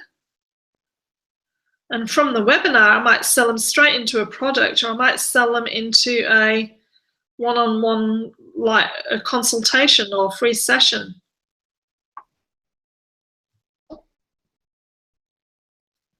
Other people might take them from that free, oh, I should get my other little roadmap out, might take them from that free to a, you know, a series of emails. And this is the Jeff Walker sort of thing, you know, you send them from the free to 3 or 4 emails, and then from there, then from those emails, then you would, you know, sell them something on maybe the 3rd email, and then you keep sending emails and, you know, sell them something further down. So obviously there's lots of different ways, but the first part, the most important part for anyone, is to have that set up in their sales funnel, the email, the autoresponder. Right. And actually, I was sent a referral from someone today on Facebook that I haven't done her book for her yet, but I'm doing it in the next few weeks. She's just going to finish writing it. And so she was talking to someone else, and I went on her website. This girl is amazing. You know, she's fairly young, but quite geeky, nerdy sort of thing. And she's got this huge book, hardback book, and it's all about, I can't remember exactly, I'd have to look on it. It's all, you know, so like, not science, it's a bit like a Heston Blumenthal type thing, I think. You know, she's got all of these, over 150,000, I can't remember what she said she had in there, but it's a recipe book, but it's all about health and diet and sort of like from the scientific point of view. And then she's got all these recipes. So it's like combining science with the recipe book, and it looks beautiful, just a few pages I looked at. And I went onto her website, and the stuff that she's got on there is amazing. She doesn't even have an email contact on there. She's got no way of capturing anyone's details. So anyone who goes to the site, she's missing out on everything. And she's got so much of value on there, but she's not capturing their details anywhere. I'm like, oh my goodness. Yeah, crazy. And I would say 80 to 90% of people I speak to are in the same position. When you know, and I thought that was just when I was doing WordPress blogs and what have you years ago, but no, it's still exactly the same now. Still the same. People just don't have any means of offering that free content in exchange for their name and email, and that's where I'm going to leave what I've got to say, because I've been talking for far too long. And people really, that's the very first thing that people need to get set up. Yeah, absolutely. I mean, you know, and if you listen to the likes of Jeff Walker and Frank Kern and those sorts of guys, and that, you know, they just hammer on about the you know, the necessity to actually capture you know, people's email address so that you can actually start to build that relationship, especially when you're actually starting to get in tune with you know, who your market is, etc. Yeah, and it's especially when you're first starting out and no one knows who you are. That exactly. when no one knows who you are, it's like that's all you've got, because people aren't going to go back. Oh, come on, I'm trying to get off this. I wonder if I just shut it down. Will that work? No. Can you not go back over to the top of the screen and I've got it now as it went to yeah, because the little drawing thing was at the bottom. right, yeah. I see that. It was it was the same thing. Okay. So what I'm going to do now is go back over to here. Oh my gosh, look at the time. I'm going to stop sharing my screen. And now, as I mentioned before, Steve and I know there's a couple of other people in the group, there's Melody and a few others, who are part of what's called 22S or 22 Social. And I first joined that probably when they very first set up, at least 3 years ago, if not longer. And it was always there, and I never really quite knew what it was. And so obviously it was only when they, they did sort of like the big launch. How long ago was that? About 8 months ago, 9 months ago? Oh no, it's longer than that. It'll be coming up to 2 years. Yeah, well, that's when I first joined them, but it's only sort of like did that big marketing thing a while ago. Well, that'll be probably 12 months ago, but they've been going for 18 months, 2 years, because I've been in there for 18 months. Yeah. Yeah, well, I thought it was longer, but yeah. Right. Yeah. But yeah, it's like super what they're doing, and the training that you get on there, it blows my mind, the amount of training that you get is second to none. No, it's very good, very useful. So I'm going to I'm going to do a handball over to you, Steve, so that you can, go on and explain a little bit about what 22S is and how it can really help people with their businesses in lots of different ways. Yeah. Okay. So what I'll do, Christine, is just to wind back a little bit and talk a little bit about where I was and how I came to be part of 22 Social, or when I say part of it, to be using 22 Social is the better way to put it. Going back 5 years ago, 6 years ago, I was a consultant for one of New Zealand's largest website development companies, and big company, and my role there was actually calling on local business owners and really helping them get activity, get things happening online. So it was all about building websites, etc. And a big part of that role was doing what we call doing audits on existing websites and really just giving people some constructive feedback in terms of what was potentially costing them money and what was not working for them. And obviously that was sort of like a lead magnet in a different sort of a way. So we point out all the things that were not working that well, and then they turn around and say, well, hey, what would it cost us for you guys to fix it?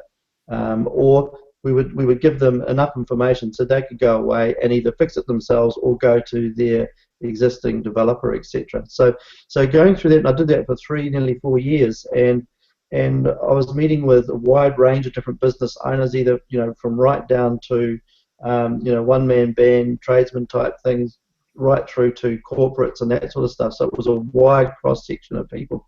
Back then, what people were asking me then was, Steve, what do you think of the social media thing? Because I got to know these people quite well in this process, and they'd say, well, what do you think of the social media thing? And my thinking back then, I remember I'm going back 5-6 years ago, my thinking really was, hey, social media at that point in time, really what that was for the big brands. It was for Nike, it was for Red Bull, Coca-Cola, that type of thing, for about branding and all that sort of carry on. And I really didn't see that it actually had, in my view, a place for local business owners. And really what happened was what really changed it was these things. Smartphones, in my view, was probably the key thing that really changed it. Smartphones and mobile devices like your iPads and tablets and things like that. And there was a real shift away from that and getting into the mobile state. And if you go anywhere now and you go to, say, like a food court or whatever, you'll see there's people sitting there. They're either tapping away on their tablet, or they're doing swiping stuff on their smartphone or whatever. They're looking for things online. So to speed things up, recipe, and then what do I need? exactly, yeah. So what I found was what I was thinking was, at that time I was living in Auckland, and I was travelling, which is about 3 hours every weekend, to my partner's property every weekend. I did that for 3 years, and it was quite a big call and all that sort of carry on, because I knew that down in Tauranga, where I actually live, there wasn't enough to sustain me in the website industry. So I started looking for something else to do that was aligned to what I was actually already doing, what I knew about. And I thought, well, I really sort of got quite interested in social media, because I knew that there'd been a big shift for that. So I went looking for people locally here in New Zealand that I felt was actually really working really well and had a good model that I could actually either go and approach or learn from or whatever. And without being arrogant about it in any way, shape or form, I couldn't see anybody or couldn't find anybody. I'm not saying there was nobody.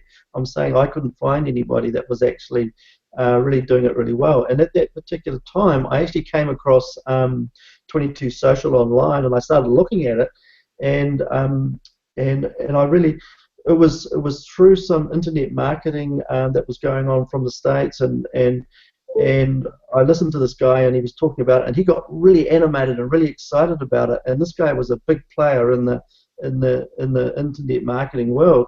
And what he said to me, I spoke to him on Skype, and he said, Steve, he said, you've got to have a look at this. And it was the 22 Social thing. And he said, man, he said you can build a website right in amongst Facebook, And my eyes are going like this, and I'm thinking, well, my experience with apps and all that sort of carry on was exactly like the guys at 22 Social, tell us right now, is that before they came along, for a business owner to build their own app and have it running in Facebook, you could spend $50,000, $100,000, $150,000 and still not have the thing actually working that well. So, and really, we sort of coined a phrase, and it was take your business closer to the river, and that river is Facebook. And really what he said was, you need to go fishing in Facebook, and this app is something to look at. So I sort of jumped on there, and I looked at it, and immediately I saw what I was actually selling, at that time for business owners, that was starting at $6,000, $10,000 for a promotion type website. I'm talking about. I'm not talking about e-commerce. I was selling e-commerce websites. I think the most expensive one that I sold, I actually sold it, but it didn't actually go ahead in the end, was about $70,000. So we were in that sort of space, and here I come along, and these guys are showing me this 22 Social app, and I just flipped out, and I looked at how it works and everything else, and I thought, wow, well, I can build those for people and actually do that for business owners. So I stuck my toe in there, and I didn't really understand what I was doing, and I started started using it and building stuff and playing around with it, and I thought, well, okay, the only way to do this is to go out and sell it, and that will really push me to learn how this thing really works. So I went out and did that, and I started getting some success. So then when I looked at that, I thought, well, I'm really sort of in, with me, it's either, you're in boots and all or whatever. So I hopped in the big tin budgie, and I flew to San Diego, and I spent time with the guys at 22 Social, with Andrew and Renee and stuff like that. And I did two things when I was there. I did training on Facebook advertising. This was prior to Will's days. So I with a separate entity, I did training on Facebook advertising, and that was pretty exciting. So I spent like 4 days doing that, and then the rest of the time I hung out in San Diego with the guys at 22 Social. And yeah, and it was really, really cool. So to cut a long story short, what I do now is I build these applications for business owners. Now like I said before, what I found was that if I just built it and gave it to them, they wouldn't use it. And the simple reason that they wouldn't use it was because they're so busy doing what they do. they're busy dealing with answering the phone, they're busy, getting their product out, they're busy dealing with their customers. And the last thing that they want to do at the end of the day is to come up with a Facebook post, or to come up with a new idea, or to come up with a competition or something like that. So what I do now is I just I really, before I do anything with any business, people come to me and say, well, how much do you charge? And I just say to people, well, look, I don't actually charge. I don't have this in a box. What I do is sorry. How long's a piece of string? Yeah, exactly. Yeah. So what I do is I seek to understand the business before I actually do anything for them. So then I customize something specifically for them. So, for person A, I mean, I've got some people that I shouldn't say this, but I was going to say I've got some people that I do things for next to nothing for. That it's almost like a pro bono thing or whatever, and I do some of that sort of stuff. And then I've got other people that I look at what it's going to produce for them, and I charge them accordingly for that. So the main thing is what I look at now is the lifetime value of a client, and I look at that and I say, okay, well, I might take a little bit of a risk up front, but if I can do my job properly and get results for them, which I seem to be doing, what I am doing, then these people will stay with me. I don't have to go out and sell another one, but not only that, they'll give me a referral, which is an easier sell. Yeah. So that's a sort of a quick explanation of how that works. Do you want me to jump over and just show you an app or something like that? Yeah. See, because what the actual apps look like, because I know when people have had a look at mine, they're like, wow, that's amazing, how have you done that, and it's, how can you do that in Facebook, so, yeah. Exactly. And I think that's the thing that is really quite surprising, or the technology and everything else is the likes of the Google Hangouts and that sort of thing, to have the ability to have, and I don't do, in all honesty, not very many of my clients are Google Hangout savvy or whatever, but it's something that I'm sort of bringing to the table, because really what I'm saying is, wherever before could you actually have your own television station and actually promote your services and your products? I mean, what we're doing right now is exactly what we're doing, and there's just a huge market there to actively take that and to use that for showcasing products, for showcasing particular launches or whatever, even if it's for a short hangout for 20 minutes, which is using that to go into a particular premises and show off a camper van and do something mobile or whatever, so yeah. And so it's evergreen then. It's and the beautiful thing about it is that you don't even have to render it, you don't have to to save it. It doesn't take up all that memory on your hard drive. You don't have to render it. You don't have to then upload it to YouTube or wherever. It's done.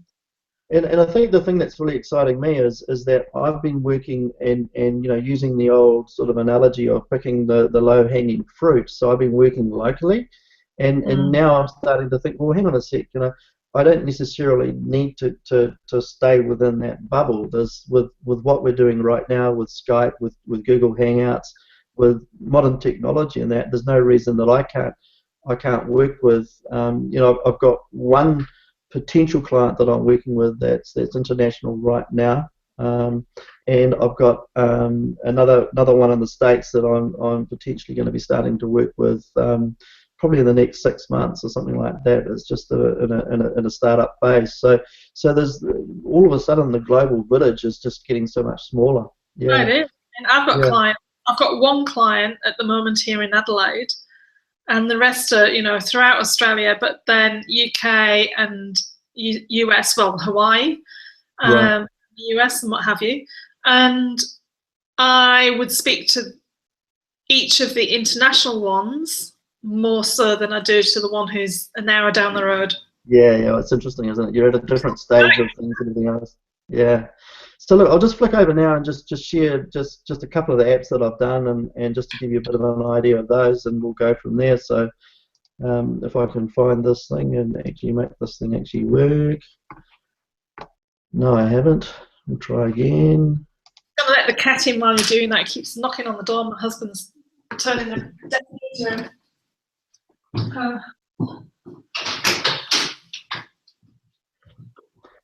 So can you see that all right, Christine, at the moment, or are you gone attacking the cat?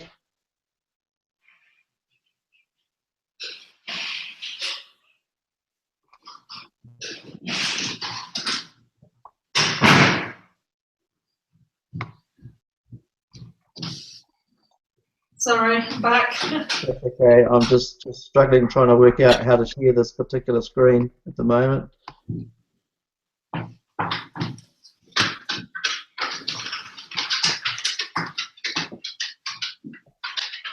So what are you seeing on the screen at the moment, Christine? Yellow. It's Yellow. like yellow with geometric shape, like Okay. prisms on there. Okay. Okay, I'm just trying to get to the right one. That is a challenge. Stop sharing that one. You're back.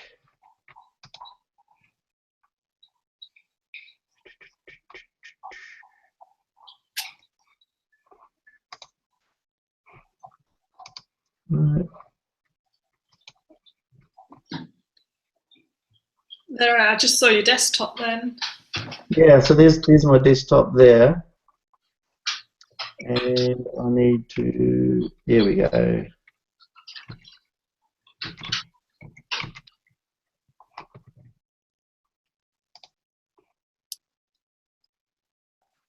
I've got so many windows open at the moment, it's just crazy. Loads down.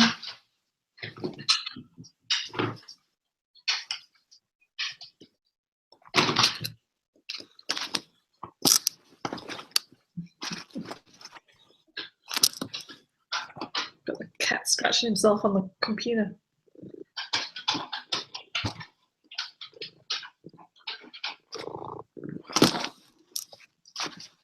Oh, yeah, that's happening now. I can see lots of. I can hear your cat, that's for sure. Oh, it's a big purrer, loud purrer, this one. Aren't you? He's loud.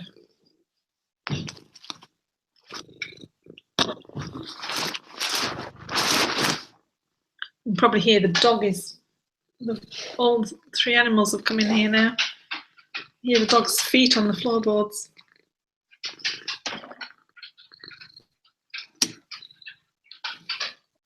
What have you been doing here? So just while people, while you're loading those up, the 22 Social app, it looks like a web page within Facebook. And it's just amazing what you can do there. You can put in your Hangouts, videos, images. You can do your slideshow presentations through there. You can have run like a membership site through your Facebook app, all with it, all from your fan page, and it's integrated with PayPal, so you can take payment for for things. We have been going through different scenarios. Like this weekend, it was how to set up a newsletter. Have we lost you, Steve? You still there? Oh, I think you've. Oh, that was a fail. I've lost you. Okay, well, what I'm going to do probably is I will share my screen in a moment. I'll just get my Facebook app myself up.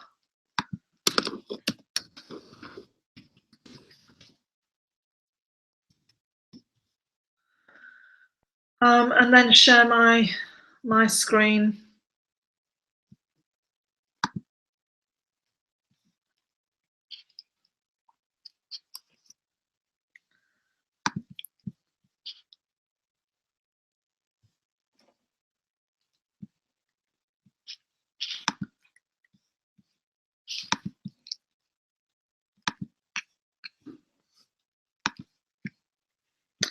Okay, I'm just going to share. This is what Steve was going to share with you. So I'm just going to do this now. This is in the back end of my 22 Social. I'll just show this one, for example, which is for my book webinars. So that's my fan page. That's just the top of my fan page. So if you just go to my fan page, that's what you see. Can't remember how to get back on. We can continue this another time. I'm just showing my app now instead. Okay, so this is what I see, but let me just hide this so you see what you see here. Okay, actually, now I need to get that back up. When people first come, if I send them the link, what happens is they come into here and don't see this middle part here, let's see. So that's what you see. So I send them the link, come to my webinar. So here you've got free webinar on July the 14th, for example. So that's a previous one. And it's like a landing page. So it tells them when it's going to happen. It's got a countdown timer and some prizes and what have you that I'm running there, and then they register. And when they register through there, then it's like an opt-in or a lead landing page or whatever, lead magnet page or whatever you want to call it. That it's just like any other lead magnet that they share with. When you go through that, it's through Facebook, but their email address goes into my social media, into my CRM, customer relation management. And then once they get through there, this is like the thank you page, and I did have a video on there thanking them and telling them what was happening. But then this was the actual slideshow presentation of the Google Hangout that I showed them. And then there's see you here soon and what's going to happen, that sort of thing. And then within the within the Hangout, for example, I had a workbook for people to work through when they're, different exercises I gave them. I like people to get into action and to do things. So they could just click on there and go and download the workbook all from within Facebook there. Okay, so if you click on there, for example, then it takes you through to the workbook, which is just saved on my Google Drive. So here's the workbook, and I think it was about 9 or 10 pages. There we go. So it's just a PDF document that I set up. So those are the worksheets for people to work through, and yeah. So that gave them plenty of work and homework to go away with. So if you're working with me, you get work to do. And this is a free webinar, teaching people how to write their book in a day. So I will be holding another one very shortly next week. Haven't organised the dates and everything yet, but I will do and post that so you know what when that's happening. Okay, another one is to an actual local workshop, for example. So here we go. This is to a local workshop, so it tells them, the venue and what have you. Actually, if they go, that's like the thank you page again. So on the link, you come through here, which is to an Appgate. Now, if I wanted to charge them for the book, for the workshop, it was $47, all automated. I didn't have to do anything. People just paid with their PayPal address. So I set all of that up in here. So obviously, this is what you would see. There's a video. I'll just take that off. Okay, so that's what they would see, and like the advertisements. This came from a Facebook ad. Invite them to come here, and then when they book through, that's where they have to pay the $47 to come to the workshop. Yeah, and then there's Facebook comments and what have you can have down below. So once they've gone through there, Then, oh, excuse me, that's my dog walking around me wanting some attention. Has been a long webinar. We've been going for over 2 hours now. Okay, so this is, welcome to the workshop, and then here I'm giving them some information about what they need to do, and also a map. Where's the map gone? The map was there. Oh, there it is. So there's the map of how to get there, and contact details and what have you. Okay, so and I'll just show you another app that I set up for one of my best-selling author clients. So this was Claire, I mentioned earlier. This is her web page, which is Your New Life Plan, and she has a Facebook group and what have you as well. And so when people bought her book, then they could come through here. Actually, let me just go back. So we had links all the way through the book and calls to action, which is what I teach people to do. We have calls to action so that you can start to build your database or your leads through from your book. So within that, she had quite a few freebies. So this is the front cover of the book there. That's what it was like. So it's consistency. So they can see that they're on the right page. It's exactly the same as her book was, for example. They log in there. So by them logging in there, then that goes onto her customer relationship management, onto her database. I think she was using Aweber, for example, so it goes into Aweber list, and she can start then sending out emails to them. There's no pay options here. There's nothing to pay for. It was all free. As you can see here, welcome to your free bonuses and downloads page. And once they came through there, then they will be taken to the main content. And the first one here is a free ebook that she was given away to them all about hydration. So they would just go straight there to click to link to it.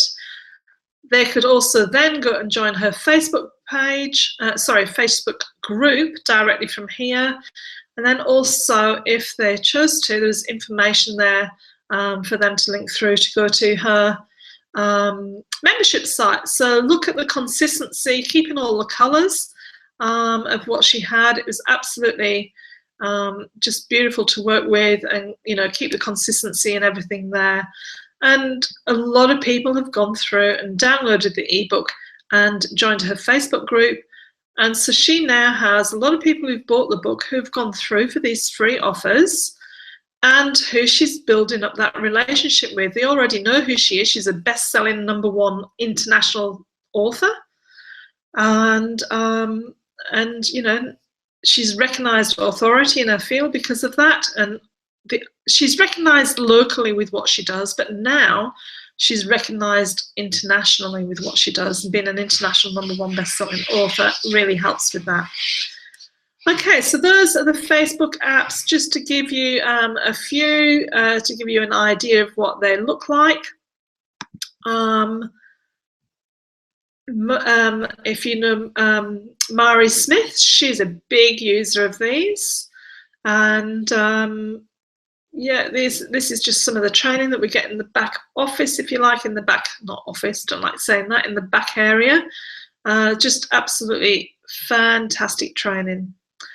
Okay, so with that, I'm going to love you and leave you, and I look forward to sharing more beauties with you next week. Okay, so between now and then, go and be extraordinary. Take care.